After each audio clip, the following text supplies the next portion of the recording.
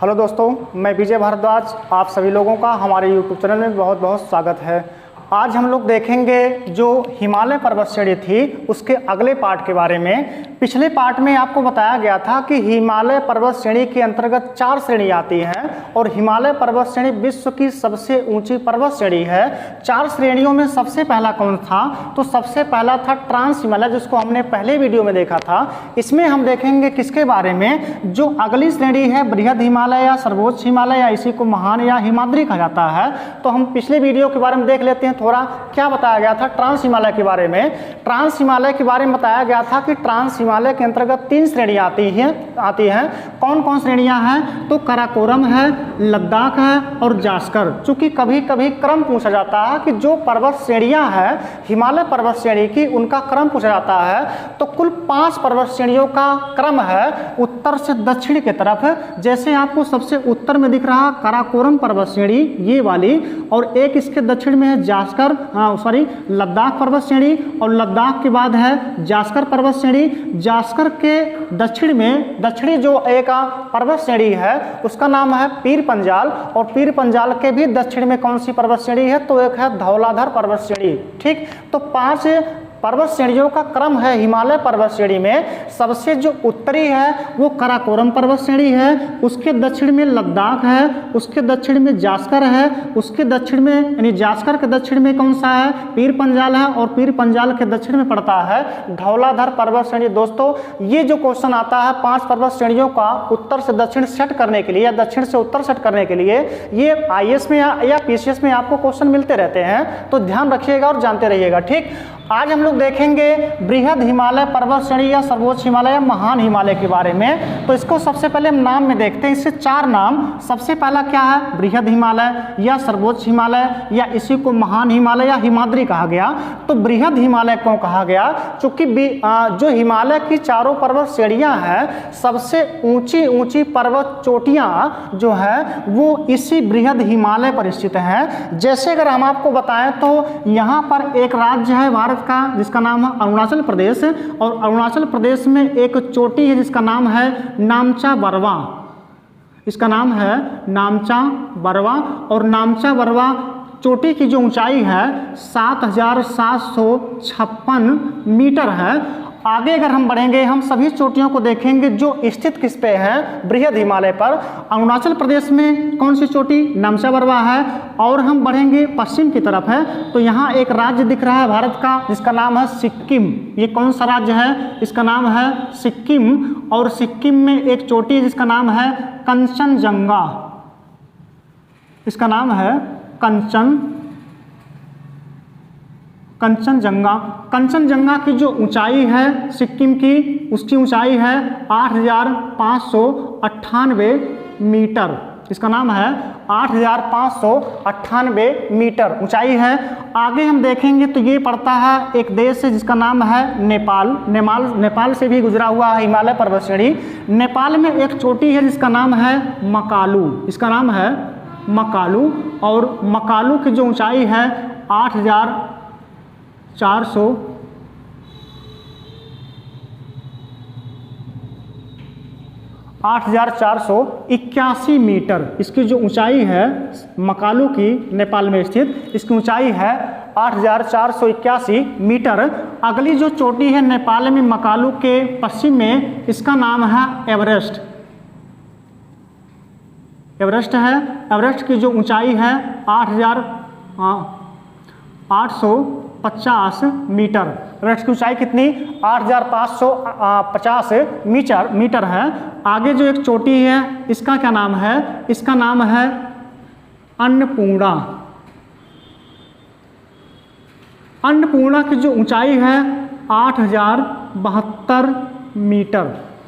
अन्नपूर्णा की ऊंचाई है। ये कहाँ पर है? तो ये सब के सब नेपाल में है। उत्तराखंड में एक चोटी है जिसका नाम है नंदा देवी। इसका नाम है नंदा देवी। नंदा देवी की ऊंचाई जो है 7,816 मीटर है। ठीक, तो अगर हम देखें आगे जम्मू कश्मीर में इसी पर्वत श्रेणी पर एक चोटी है जिसका नाम है नंगा पर्वत। इसका नाम है नंगा पर्वत। इसकी ऊंचाई है 8126 मीटर, ठीक, 8126 मीटर है। तो अगर हम इस पर्वत श्रेणी की सभी चोटियों की बात करें तो किसी की भी ऊंचाई लगभग 8000 मीटर से कम नहीं। इसका मतलब ये सभी के सभी जो चोटियां हैं बृहद हिमालय पर्वत श्रेणी पर है, इनकी सभी की जो ऊंचाई है लगभग 8 किलोमीटर से ज़्यादा है। और इस पर्वत श्रेणी की जो औसत ऊंचाई है चोटियों की ये कुल है 6100 मीटर है, ठीक। तो विश्व की सबसे ऊंची ऊंची जो चोटियां हैं हिमालय पर है और हिमालय की किस पर्वत श्रेणी पर है तो वो है बृहद हिमालय पर्वत श्रेणी पर है, ठीक। अगर आपसे क्वेश्चन बने कि भारत की सबसे ऊंची चोटी जो भारत में स्थित है वो कौन सी होगी, तो आप देखेंगे 4 चोटियां आपको दिख रहा है जो नेपाल में है, धौलाधर है, अन्नपूर्णा है, एवरेस्ट है, मकालू है। लेकिन ये कहाँ है? नेपाल में है। भारत में कौन कौन सी चोटी दिख रही है? नामचा बर्मा दिख रहा है सिक्किम में, कंचनजंगा दिख रहा है, नंदा देवी पर्वत दिख रहा है उत्तराखंड में, और जो नंगा पर्वत है ये कहाँ है तो यह है जम्मू कश्मीर में। अगर आप देखें इन सभी चोटियों में सबसे ऊंची चोटी कौन सी है तो जो कंचनजंगा चोटी है सिक्किम की वह भारत की सबसे ऊंची चोटी है जो भारत में स्थित है। अगर ऐसा क्वेश्चन पूछे कि भारत की सबसे ऊंची चोटी कौन सी है तो हम गाडविन ऑस्टिन या K2 लगाएंगे। लेकिन अगर क्वेश्चन पूछे भारत की सबसे ऊंची चोटी जो भारत में स्थित है वो कौन सी है तो वह कौन सी है? कंचनजंगा है। और अगर क्वेश्चन बने कि विश्व की सबसे ऊंची चोटी कौन सी है तो हम किसको बताएंगे? एवरेस्ट को बताएंगे। एवरेस्ट कहाँ है? नेपाल में है। नेपाल में एवरेस्ट को सागर माथा कहा जाता है। नेपाली में जो आपका एवरेस्ट चोटी है इसको कहते हैं सगरमाथा, ठीक।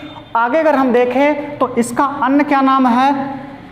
सर्वोच्च हिमालय। सर्वोच्च हिमालय क्यों कहा गया? चूंकि सबसे ऊंची चोटियां हैं। इसके लिए क्या कहा गया? महान हिमालय। और इसी का एक अन्य नाम है हिमाद्री। हिमाद्री का अगर हम संधि विच्छेद करें तो हमको मिलेगा क्या? मिलेगा हिम, और क्या मिलेगा? आद्री मिलेगा, ठीक। आद्री मतलब क्या होता है? पहाड़ होता है। और हिम मतलब क्या होता है? बर्फ होता है। तो जो सर्वोच्च हिमालय है या महान हिमालय इसको हिमाद्री के नाम से भी जाना जाता है।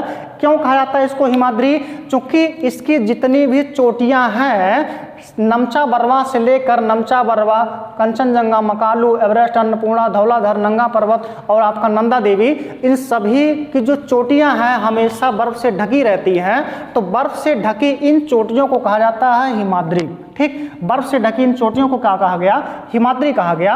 और अगर देखें कि क्यों ढकी रहती हैं तो यहाँ पर जैसे जैसे हम वायुमंडल में ऊपर जाते हैं प्रति 1 किलोमीटर जाने पर जो टेम्परेचर है 6.5 डिग्री सेल्सियस की क्या होती है? कमी होती है। यानी अगर हम पृथ्वी के धरातल से 1 किलोमीटर की ऊंचाई पर चले जाएं तो 6.5 डिग्री सेल्सियस टेम्परेचर की क्या होगी? कमी होगी। और अगर हम कितना चला जाएं तो 8 किलोमीटर चले जाएं। क्यों? क्योंकि सब चोटियां 8 किलोमीटर से ऊंची हैं। तो अगर 8 किलोमीटर हम ऊंचे चले जाएं तो वहां पर 8 6 48, अगर 6 की स्पीड से घट रहा है तो 48 हो गया। लेकिन यहाँ फिर भी आपका 4 डिग्री सेल्सियस और घटना चाहिए। 8 6 48 प्लस ये आधा डिग्री सेल्सियस जो है ना। तो कुल मिला के ऊपर जाने पर जो टेम्परेचर होता है माइनस में चला जाता है। इसलिए यहाँ की जो चोटियाँ हैं ये सब के सब बर्फ से हमेशा ढकी रहती हैं। इसलिए इसको क्या कहा गया? हिमाद्री कहा गया, ठीक। आगे हम देखते हैं चूंकि बृहद हिमालय और लघु हिमालय, बृहद हिमालय के बाद पड़ता है दक्षिण में लघु हिमालय। तो बृहद हिमालय और लघु हिमालय के मध्य जो एरिया क्षेत्र बचता है उसको कहते हैं घाटी। लगभग 200, अगर हम जम्मू कश्मीर में बात करें इस बृहद हिमालय और लघु हिमालय के मध्य की दूरी का, तो जम्मू कश्मीर में लगभग 200 किलोमीटर से लेकर कहीं कहीं 400 किलोमीटर भी है। और अगर हम बात करें इस साइड में तो यहाँ पर यानी उत्तर साइड में, पूर्व साइड में, तो यहाँ पर बहुत ज़्यादा दोनों की जो गैपिंग है 150 किलोमीटर से 200 किलोमीटर है। तो ये जो 400 किलोमीटर की जो दूरी है 200 किलोमीटर की बृहद हिमालय और लघु हिमालय के बीच में, इसको कहते हैं घाटी। यानी कि बृहद हिमालय और लघु हिमालय के मध्य घाटियां स्थित है। तो जम्मू कश्मीर में जो घाटी स्थित है बृहद हिमालय और लघु हिमालय के मध्य, इसको हम जम्मू कश्मीर में कहते हैं कश्मीर घाटी। आप नाम सुने होंगे, नाम क्या है इसका, इस घाटी का? कश्मीर घाटी। और यही घाटी जब हिमाचल प्रदेश में प्रवेश करती है, मतलब हिमाचल प्रदेश में जो आपका बृहद हिमालय और लघु हिमालय है इसके मध्य स्थित घाटी को कहते हैं कुल्लू कांगड़ा की घाटी। इसका नाम है कुल्लू कांगड़ा की घाटी। इन घाटियों में तमाम घास के मैदान उगते हैं ठंडी के मौसम खत्म होने के बाद, जिसको मर्ग के नाम से जाना जाता है। जम्मू कश्मीर में जैसे कि गुलमर्ग और सोनमर्ग दो बड़े घास के मैदान हैं जो बृहद हिमालय और लघु हिमालय के मध्य जो घाटियाँ स्थित है उसी में उगते हैं। ठीक दोस्तों, अगर आपको वीडियो पसंद आता हो तो आप वीडियो को लाइक कीजिए और वीडियो को शेयर कीजिए और चैनल को सब्सक्राइब करना ना भूलें।